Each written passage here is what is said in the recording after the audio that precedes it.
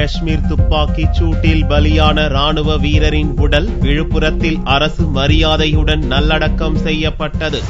காஷ்மீர் மாநிலத்தில் பயங்கரவாதிகள் நடத்திய துப்பாக்கிச் சூட்டில் விழுப்புரம் மாவட்டம் முகையூரைச் சேர்ந்த ராணுவ வீரர் அந்தோணி நிர்மல் விஜி கொல்லப்பட்டார். அவரது உடல் விமானம் மூலம் சென்னைக்கு கொண்டு வரப்பட்டு அங்கிருந்து காரில் சொந்த ஊரான முகையூருக்கு கொண்டு வரப்பட்டது.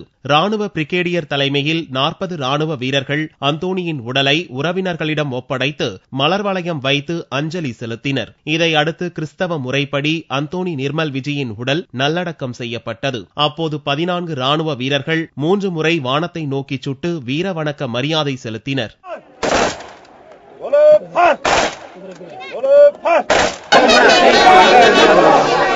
ராணுவ வீரரின் குடும்பத்தினருக்கு தமிழக அரசு 10 லட்சம் ரூபாய் நிவாரணத் தொகை அறிவித்திருந்தது. இதற்கு உறவினர்கள் நன்றி தெரிவித்தனர்.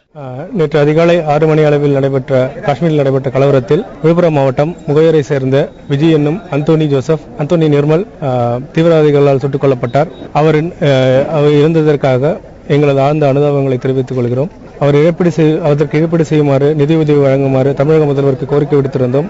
அதனை ஏற்று ரூபாய் 10 லட்சம் நிதியுதவி அளிப்பதற்காக முதல்வர் அவர்கள் அறிவித்துள்ளார். அவருக்கு எங்களது ஊரின் சார்பாக அவருக்கு மனமார்ந்த நன்றியை தெரிவித்துக் கொள்கிறோம். முன்னதாக மாவட்ட சப் கலெக்டர் மற்றும் டிஎஸ்பி மற்றும் முன்னாள் அமைச்சர் பொன்முடி உள்ளிட்டோர் நேரில் வந்து ராணுவ வீரரின் உடலுக்கு மலர் வளையம் வைத்து அஞ்சலி செலுத்தினர்.